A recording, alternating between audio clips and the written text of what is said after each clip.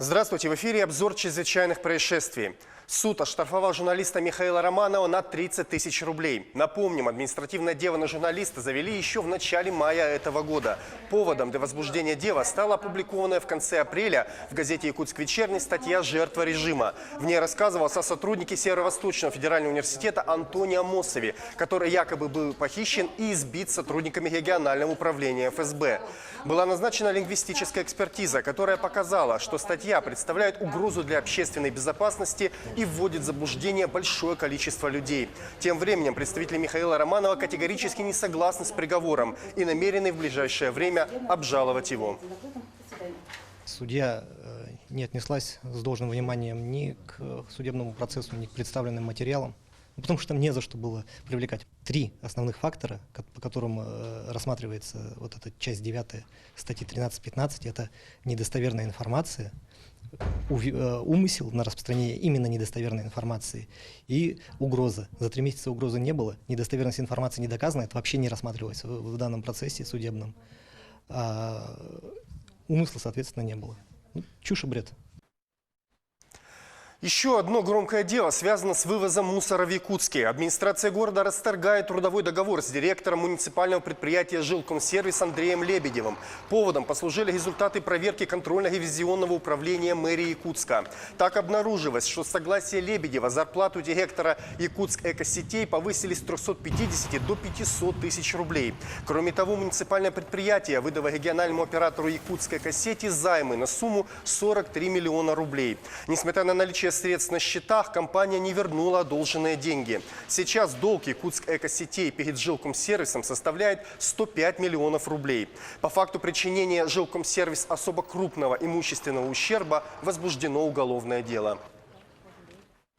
К другим новостям. В дежурную часть отдела полиции обратилась жительница города Якутска с заявлением о краже. Она сообщила, что ранее познакомилась с мужчиной, который пригласил ее к себе домой, где они вместе распивали спиртные напитки. На следующий день она обнаружила, что с банковской карты похитили более 78 тысяч рублей. В ходе оперативно-розыскных мероприятий полицейские установили подозреваемых. Ими оказались брат с сестрой, ранее судимый за угон 42-летний мужчина и ранее судимая за кражу 36-летняя женщина. Установлено, что подозреваемый передал своей сестре сим-карту потерпевшей с прикрепленной услугой мобильного банка. Подозреваемая перевела себе денежные средства. Похищенные деньги злоумышленники потратили на оплату аренды квартиры и погашение кредита.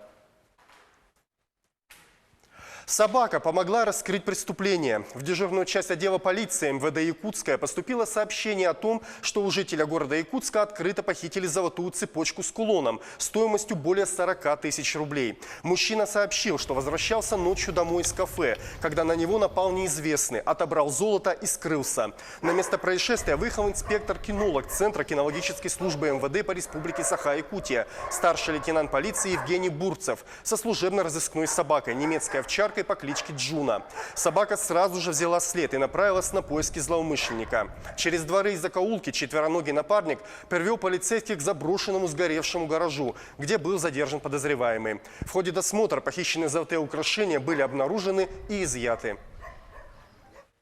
В Омской области суд запретил эксплуатацию аэропорта имени Летова. Внезапно выяснилось, что местный житель незаконно задействовал земли сельхозназначения под обустройство взлетно-посадочной площадки, которую систематически использовали воздушные суда. Свой частный аэропорт владелец участка решил назвать в честь лидера рок-группы «Гражданская оборона» Егора Летова.